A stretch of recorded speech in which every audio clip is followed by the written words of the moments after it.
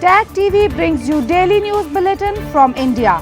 Breaking news and views from India. You're watching South Asia Newsline, and here are the top stories we're tracking for you. India denies Jack Dorseys' claims it threatened to shut down Twitter. Pakistani's wary of budget promises amid severe economic crisis. And Sri Lanka extends freeze on outward capital transactions.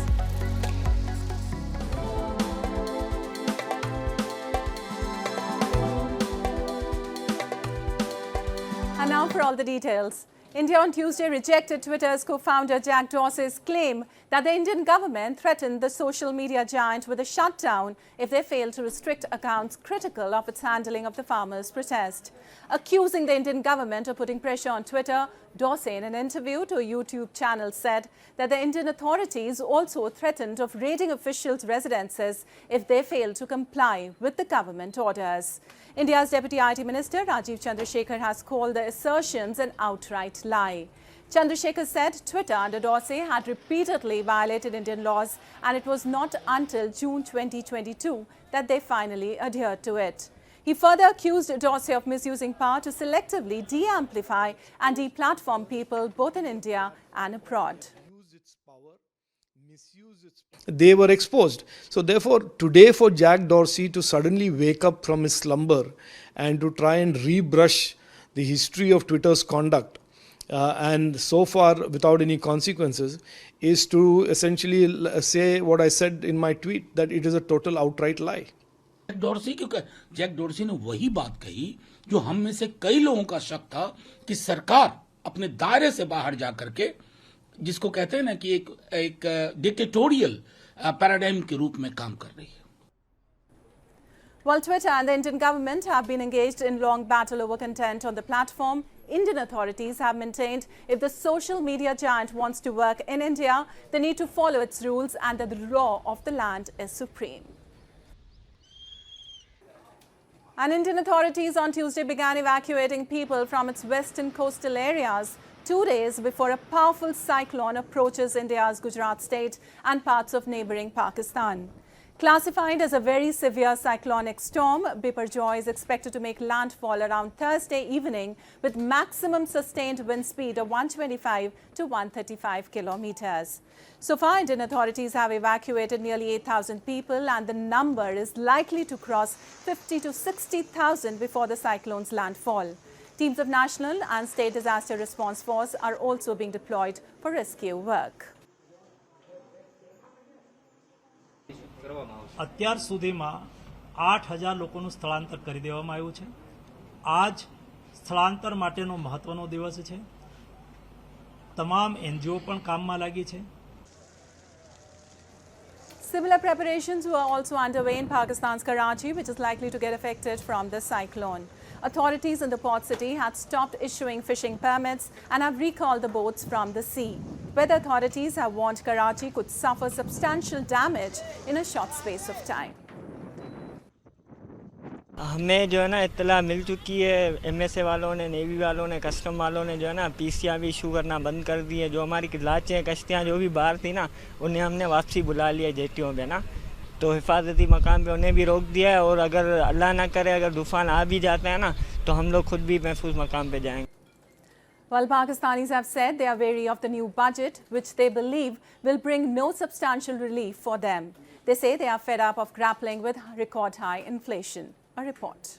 People across crisis-hit Pakistan have been by and large wary of the government's promises in the federal budget for the next fiscal year announced last Friday, which will be gauged by the IMF before releasing a pending bailout package. The budget sets $50.45 billion as total spending target.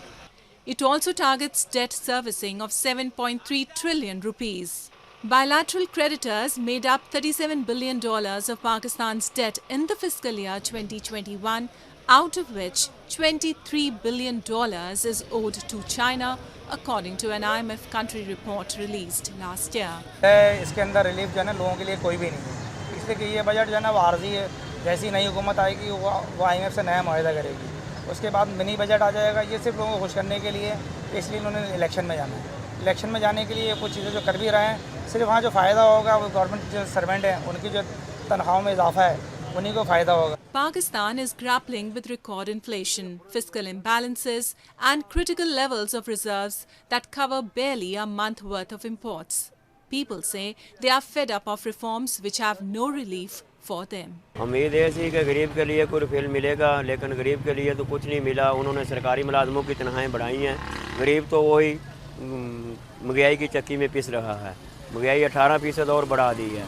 जो गरीब 600-700-800 रुपये कमाता है दिन को, वो अपने बच्चों का रिज़्क कैसे पूरा करेगा। And the International Labour Organization's senior coordinator for Afghanistan, Dr. Ramin Behzad, on the occasion of the World Day Against Child Labour, warned of an increase in the number of Afghan children who are engaged in work generally and mainly with hazardous jobs.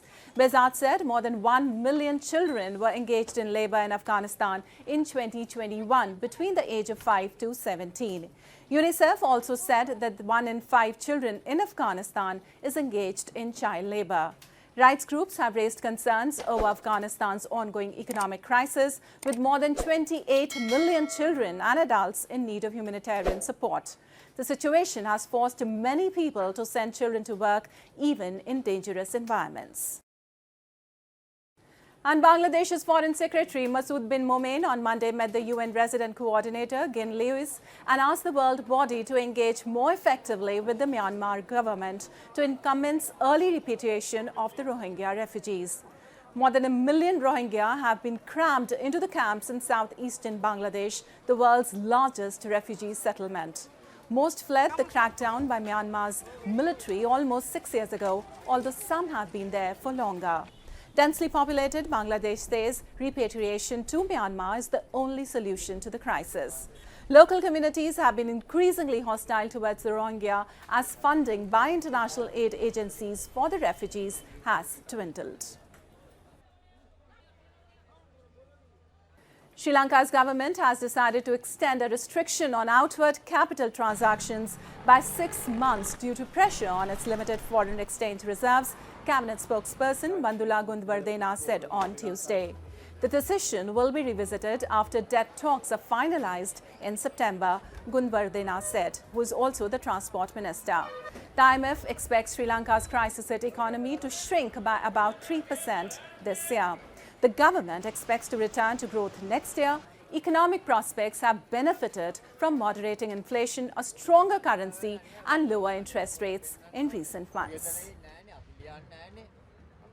And Indian women hockey players received a warm welcome as they arrived back home on Tuesday after winning the Women's Hockey Junior Asia Cup in Japan. The Indian squad, in a historic shutdown, triumphed over the four-time champions South Korea with a 2-1 victory, securing the maiden title for India. The feat has helped them qualify for the 2023 Women's Junior World Cup in Chile.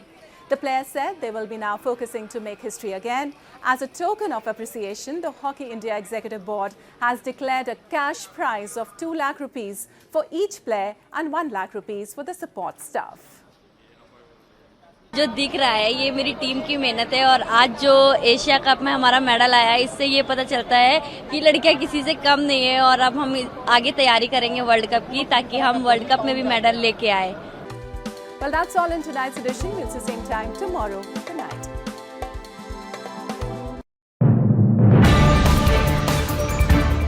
Tag TV brings you daily news bulletin from India. Breaking news and views from India.